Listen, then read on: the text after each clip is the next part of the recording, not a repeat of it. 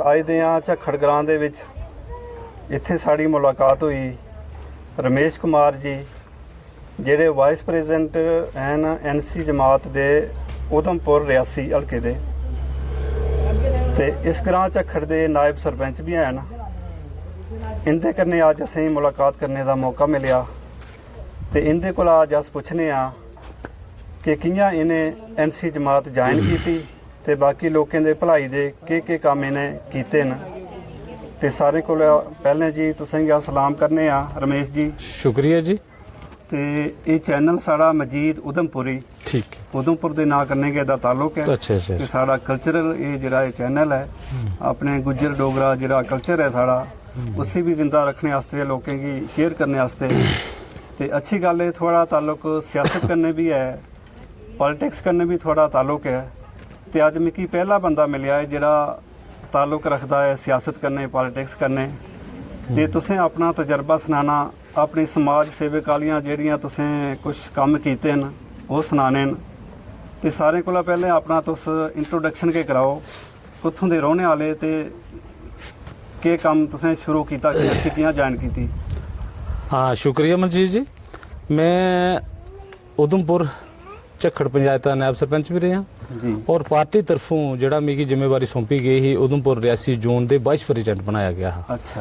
तो पहले मैं शुरू च सैकटरी रहा SCBC सैल का उसके बाद फिर मैं प्रेजिडेंट बनया SCBC सैल का। अच्छा। और काफ़ी 2002 दी हम पहले भी मैं जड़ा NC करना ज्वाइन की थी। अच्छा काफी टाइम हो गया। हाँ काफ़ी मेरे को समझ लो कि काफ़ी अरसा हुई है और ये पार्टी में ज्वाइन जनाब ने जी पूछा कि मैं पार्टी ज्वाइन की ही और के वजह ही वजह ही कि नेशनल कॉन्फ्रेंस एक जमात के नहीं है एक तारीख है।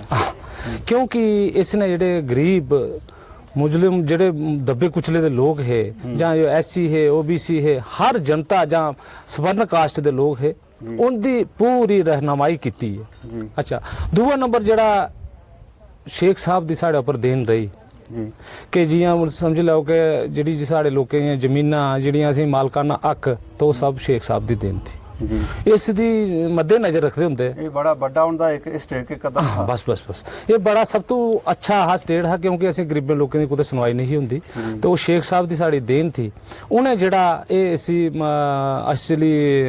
असली जामा बनाया और असें लोगों की जी दुख तकलीफां जी दूर की। दूसरा नंबर चक्कर है कि NC एक सारे दी जमात है। मैं नहीं आखदा कि एक साड़ी के जमात है जहाँ हर लोग हर जमात जड़ियाँ सारे नहीं होंगी और पार्टी एक ऐसी चीज़ होंगी है कि पार्टी कन्नै चलना भी बड़ा जरूरी बनता क्योंकि लोगों ने काम काज मैं इत्थे जिस वेले जीत्या और जीतने के बाद में कम से कम चीफ जस्टिस तक जड़ा तो वो भी नेशनल कॉन्फ्रेंस की देन थी। कम से कम साल पर लोगों जड़ा राशन मतलब टेंट जो भी था तो सब नेशनल कॉन्फ्रेंस देन रही। बाकी अजकल के बड़े बड़े लोग दावे करते हैं वो दावे खोखले जो हकीकत च होंदा हकीकत च होंदा जो सच है वो सच है। अज साढ़े फारूक साहब उसके बाद कमान संभाली अज जेडे उमर अब्दुल्ला साहब साढ़े नौजवान जेडे चीफ मिनिस्टर न वो अच्छे कदम चुक्या करते हैं नौकरियां लई बेहतरीन पानी लई बिजली लई अज असीं किसी गल्लै कोई कमी नहीं है जियां सरवी बसें आस्तै मतलब हर कम्मै उपर जेहड़ी नेशनल कॉन्फ्रेंस सब तो अग्गे है और तब गै इस्सै करियै NC जेहड़ी असलियत जी बहुमत इतों आती है और चीफ मिनिस्टर इतों का बनता चला करता है। तो बस मैं आखना चाहना कि NC कन्नै मैं चाहना बड़े लोग जेडे जेडे लोग बेचारे अज भी जेडे पिछड़े दे जब इस NC कशा दूर न मैं चाहना कि डॉक्टर साहब के हथ मजबूत करो उमर साहब के नौजवान साढ़े चीफ मिनिस्टर उनके हथ मजबूत करके तो असें अग्गें भी यदा फायदा थो। बाकी अस आखना चाहते कि जो नौजवान तबका है मैं सारे को अपील करना चाहगा गुज्जर बकरवाल हिंदू मुसलमान जिन्ने भी सिख ईसाई जिन्ने भी हैं मैं सारे की हथ जोड़िए विनती करना कि ये सारे नेशनल कॉन्फ्रेंस के जो दामन थामन और NC की भारी बहुमत करने जताई है हर बारी इसी वो करन ताकि उनका भी हौसला अफजाई होंगी है और इन्हें जड़ा जेडे कदम चुके हैं सब गरीबें आस्ते इन्हें कोई अपना लोभ लालच नहीं क्योंकि अगर देखो मेरी गल सुनो आखना मतलब मैं डोगरी च गल करांगा तो डोगरी बिच गै ठीक रौंह्दी कि डोगरा अस हैं कि डोगरे हैं तो भी डोगरी बिच गै गल करना चाहिए। अच्छा बाकी मनजीत जी गल इ'यां कि इस NC दे दौर बिच असें कई उतराव चढ़ाओ दिखे कोई किश कीते मगर अज दिन तक असें NC का दामन नहीं छड्डिया और मरदे दम तक असें एनसी च रौहना है। मैं डॉक्टर साहब के गुण गाने न और उमर साहब के गाने न उहे जिंदाबाद है। नेशनल कॉन्फ्रेंस जिंदाबाद है और जिंदाबाद रहेगी। शुक्रिया। जय हिंद, जय भारत। जी रमेश कुमार जी, तुसें बड़ियां अच्छियां गल्लां सुनाइयां जेह्ड़ियां एनसी कन्नै ताल्लुक रखने आह्लियां। तुसें अच्छियां गल्लां सुनाइयां लोकें गी, जेह्ड़ी तुसें एक हदायत कीती है बड़ी अच्छी कीती है अपने जेह्ड़े डोगरा समाज गुज्जर समाज दे लोक न। ते एह्दे कोला बाद अस तुसें गी पुच्छना चाहने कि एनसी जेह्ड़ी है एक तारीखी जमात है इस जम्मू कश्मीर दी। ते तुसें जेह्ड़े जम्मू कश्मीर दे जेह्ड़े पैह्ले एनसी दे शुरुआत कीती, जिन्हें शेख मोहम्मद अब्दुल्ला, ओह्दे बाद फारूक अब्दुल्ला, फिर उमर अब्दुल्ला, ते उं'दे कन्नै तुसें उं'दियां गल्लां सुनी के तुसें किनें जेहा लग्गा? डॉक्टर साहब दा, फारूक साहब दा सर गल एह् है कि फारूक साहब जेह्ड़े इंटरनेशनल लीडर न जी, और दुनिया उन्हें चाहती है और दुनिया चाहती तो तां गौरमेंट हर बारी बनाते हैं, हर बारी बनाते हाँ। और जिस वेले भी अस 5-6 साल के बाद अस दिखने कि हर कम है काज है बस है जेह्ड़ा उसने कोई भी कताई नहीं की। हूँ अस अगर छोटे छोटे अस सिपाही हाँ, अस भी हर ग्रां बिच हर महल्ले बिच हर है पूरे रियासी उधमपुर जिन्ना भी जोन असी साढ़ी जिम्मेवारी असी सौंपी गेदी है। अस भी अपनी विजिट जेह्ड़ा लोकें बिच जाए करने, घर घर जन्ने, घर घर मुसीबतां लोकें हल करने। हूँ मैं पिछे जे DDC भी लड़ी ओहदे बिच भी काफ़ी वोट समझी लो कि उधमपुर बिच मैं काफ़ी वोट हासिल किया। मतलब मसला यह है कि चलो कुछ कमजोरियां रही साड़ियां कि चलो कुछ हो जंदा सिलसिला कि नहीं अस जीती सके, मगर चलो गौरमेंट ने उपरों जी साड़ी गौरमेंट ही उन्हें साढ़े पर एक जिम्मेवारी सौंपी कि चलो DDC की इलैक्शन जी है रमेश होरी लड़ाई जा। तो चलो असें वो भी लड़ी और लड़िए काफ़ी वोट हासिल किया। बाकी लोगों ने दुख दर्द बिच अस अगर 25-30 साल दे कन्नै चले करने NC कन्नै, और भगवान ने चाहेआ तो अगड़ा भी असें NC कन्नै करोना, क्योंकि NC के बगैर साढ़ा इत्थे गुजारा नहीं है। जम्मू कश्मीर जी एक बाई स्टेट है कि जी इस डॉक्टर साहब की और उमर साहब की क्यादत में जो काम करा करती है। और मैं आखना चाहना कि NC की फुल बहुत मदद करने इन्हें लोगों जताना चाहिए और सारे एक मंच पर इकट्ठे हुई है। NC है और जी गौरमेंट NC दी है तो नाड़े बगैर कोई जम्मू कश्मीर की गौरमेंट की चलाई नहीं सकता। अच्छा, एक इनफरादी जी गल NC दी है वो ये है कि ये कोई मजहब का हिसाब नहीं है, कोई किसी कास्ट का हिसाब नहीं है, सारे की जमात है। किसी की फील नहीं होता किसी बंदे की कि कोई मजहबी जमात है। देखो सर गल ये है कि इये एक NC बिच बड़ी बड़ी एक वो है खासियत है कि जड़ी हिंदू मुस्लिम सिख ईसाई सारे जिन्नी चारों दफा जिहड़ियां सवर्ण कास्ट मतलब जिहड़ियां भी कास्टां होईयां उन्हें ये नहीं दिखिया कि ये साड़ी जमात है तो असें उनेंगी दिखना है, ओकड़ी साड़ी जमात है ओकड़ी दिखना है। और नेशनल कॉन्फ्रेंस एक ऐसी जमात है, मैं तुसें पहले भी आख्या कि तारीख है, जमात नहीं है तारीख है। और NC की जिन्नी तारीफ की जाए उन्नी घट है, क्योंकि इन्हें सारे एक मंच उपर ली है, चाहे वह दब्बे कुचले का चाहे वह बिल्कुल इं बिल्कुल रेहा गुजरा इंसान था, उन्हें उसी भी चलाने की कोशिश की। और जिथे जिथे काम लगे काम अज पुल सड़क अज दे नवे नवे वादे करते लोग असें पुल बनाई उड़िया सड़क बना उड़िया ये करना वो करना। तुसें पता कि अगर शेख साहब की देन चला करती है तो जकदम गै अज गै कोई काम करके तो अज गै उसका नतीजा नहीं थोंदा। ये कम से कम प्लान बनते प्लान बनिए सड़क पुल रेलवे जियां ट्रैक बिछे तो कोई अज का नहीं है ये काम, टाइम लगता हर चीज़ की टाइम लगता। और वो ऐसी एक जमात है साड़ी कि सारे वक्त उपर सारे घर घर दे भी वो करते। हूँ पिछे जे इतने बड़ी बड़ी एक लाइन स्लाइडिंग हुई बरखा पेइयां बड़ी तबाही हुई हर बंदे। और असें के किया हर बंदा एक और मेरे कन्ने इतने बशीर मुड़ा है वो भी क्या करता कि मेरे कन्ने कन्ने वर्कर भी है डेलीगेट भी है NC का साड़ा, उसने भी बेचारा जिन्ना था हिम्मत की और मैं भी की जिन्ने जिन्ने लोगों मतलब जिन्नी सहूलियत थी जिन्नी अपने कहा मदद थी वो सारे कोशिश की घर घर पहुँचाने की। कुछ तरपाल कुछ टेंट कुछ कोई आटा कोई संथा जड़ियाँ होंदियां प्राइवेट उनका कशा भी दवाने की कोशिश की भरपूर। और अगे भी भगवान चाह अस अगे निवेदन करके कि ऐसा घटना जी दोबारा नहीं हो और लोग सुख शांति कन्नै रोहन भाईचारे कन्नै रोहन और सारे इयै संदेश देन के अपने कुछ खुशी कन्नै रोना जेह्ड़ा उ'ऐ अच्छा लगता है। अच्छा, ये लैंड स्लाइडिंग जी हुई कुछ ल्हास वगैरह पस्सियां वगैरह चलियां काफ़ी लोगों के पूरे पूरे घर गए ये चली गए तो ये गौरमेंट की केह् प्लानिंग है? इमीडिएट तो इन्नी कोई मदद उस वेले नहीं हो सकती, गौरमेंट करी भी नहीं सकती, प्लानिंग करनी होंदी है। तो कुछ अदारे जी समाज सेवक उन्हें काफ़ी उस वेले इमीडिएट मदद उनकी की लोगों की। तो उनके वास्ते जिनकी बिल्कुल मकान खत्म हो गया रुड़ी गया उनके वास्ते कुछ स्कीम के गौरमेंट की प्लानिंग की है?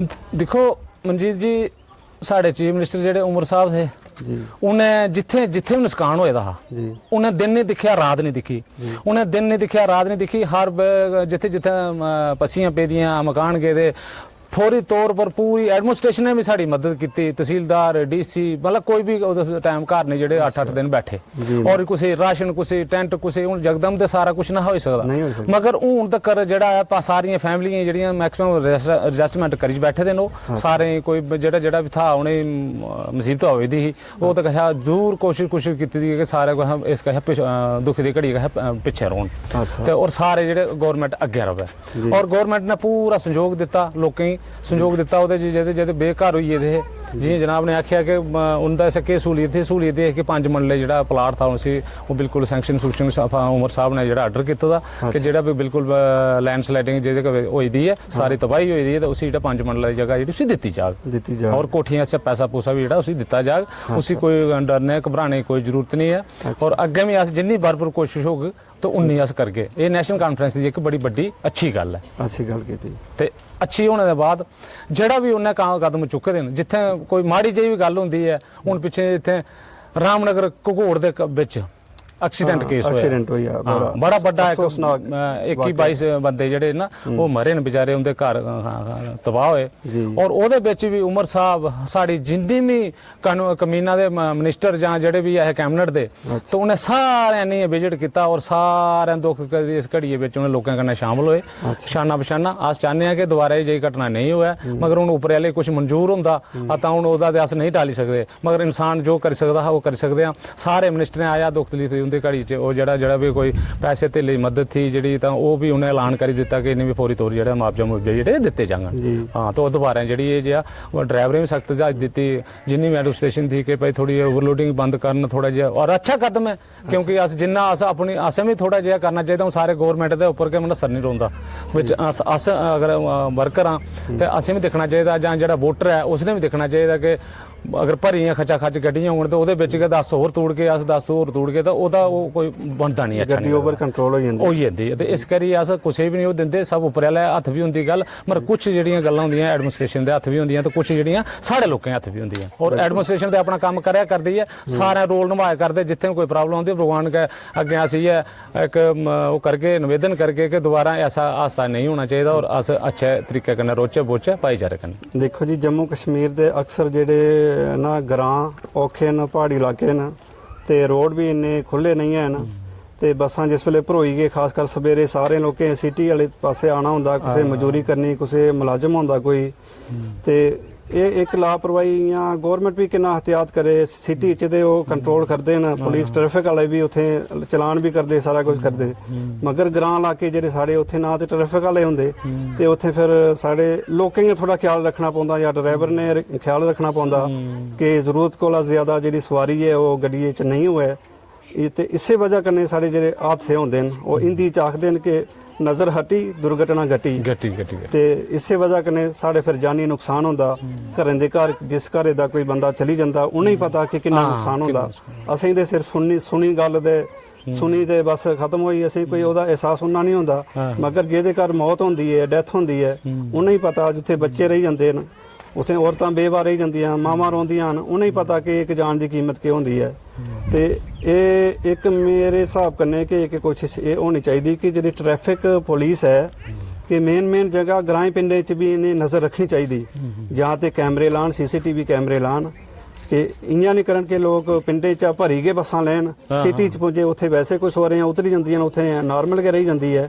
ਤੇ ਇਸ ਪਰ ਕੰਟਰੋਲ ਕਰਨੇ ਦੀ ਜ਼ਰੂਰਤ ਹੈ ਕਿ ਹਰ ਸਾਲ ਅਸ ਅਗਰ ਗਿਣਤੀ ਕਰਚੇ ਨਾ ਤੇ ਐਕਸੀਡੈਂਟ ਕਰਨੇ ਬੇਸ਼ੁਮਾਰ ਮੌਤਾਂ ਹੁੰਦੀਆਂ ਨੇ ਸਾਡੀ ਸਟੇਟ 'ਚ थोड़ा क्या आखना है बारे देखो मैं चाहना कि मशीनरी है गड्डियां आखना मतलब जनाब ने तुसें ठीक आख्या कि थोड़ा ट्रैफिक ते नज़र रखा करदी है रखा करदी है तां गै थोड़े जे हादसे भी घट्ट होंदे और मैं आखना चाहना तुसीं गल भी दुरुस्त कीती कि एह् होना भी चाहिदा अगर अस कंट्रोल नहीं करगे तो तां होर ज़्यादा होई सकदा कम्म ते तां जेह्ड़े साढ़े जेह्ड़े हादसे जेह्ड़े ज़्यादा होई सकदे आखना मतलब एह् है कि हुण लोग भी ते परेशान जी अगर गड्डियां उत्थे चार न ਆ ਤਾਂ ਉਹ ਵਿੱਚ ਕੀ ਕਰਦੇ ਲੋਕ ਵੀ ਤੇ ਆਖਦੇ ਕਿ ਚਲੋ ਹੁਣ ਇੱਕ ਗੱਡੀ ਆਈ ਦੀ ਚਲੋ ਅਸ ਪਹਿਲੀ ਆ ਚਲੀਏ ਚ ਦੂਜੀ ਉਹ ਵੀ ਬਲਗਦੇ ਨੇ ਅੱਜ ਕੱਲ ਇੰਤਜ਼ਾਰ ਨਹੀਂ ਕਰਨਾ, ਇੰਤਜ਼ਾਰ ਦਾ ਬੜਾ ਮੁਸ਼ਕਲ ਹੋ ਜਾਂਦਾ ਅੱਜ ਕੱਲ ਕਰਨਾ।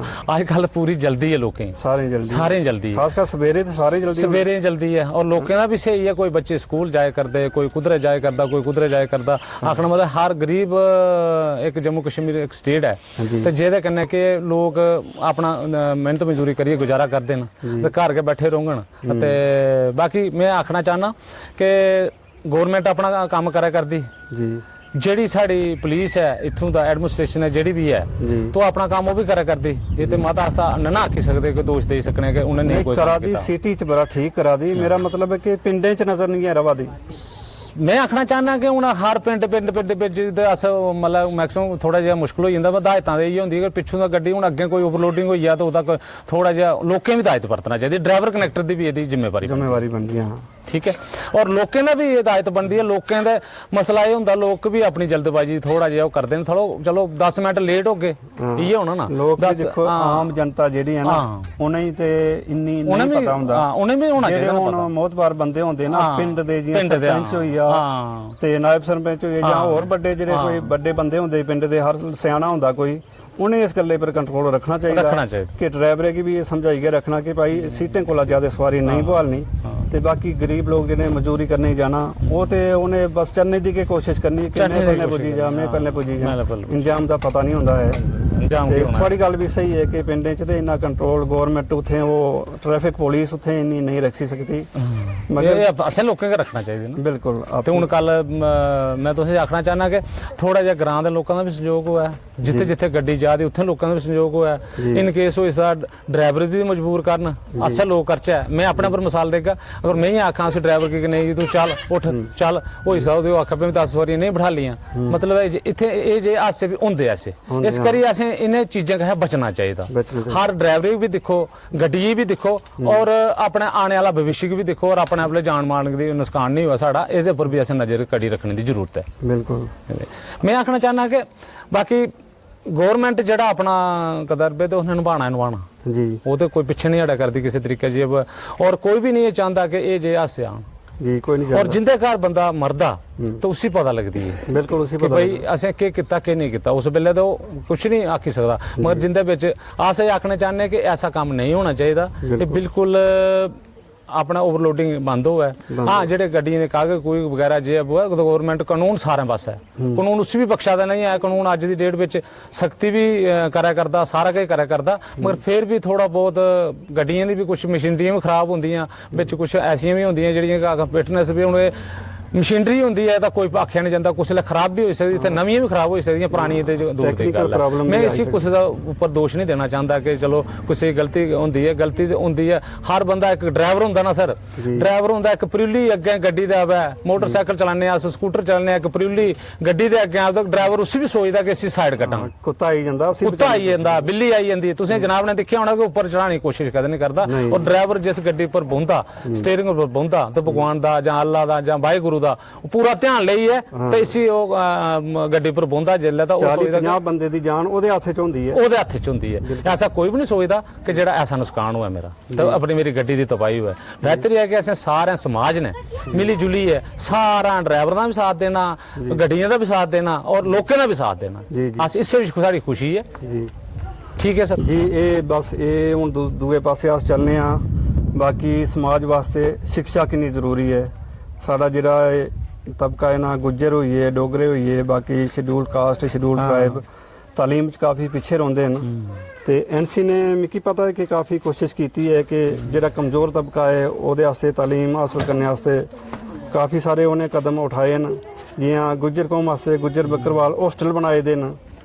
ते मगर एक गल अजकल अस दिक्खने ना कि जेह्ड़े गौरमेंट स्कूल है उन्हें च उंदा वो स्टेटस कुछ घट्ट है, तालीम उन्नी प्रॉपर मिला दी नहीं है। लोग प्राइवेट स्कूलें आस्ते जा दे आले पासे जा दे न।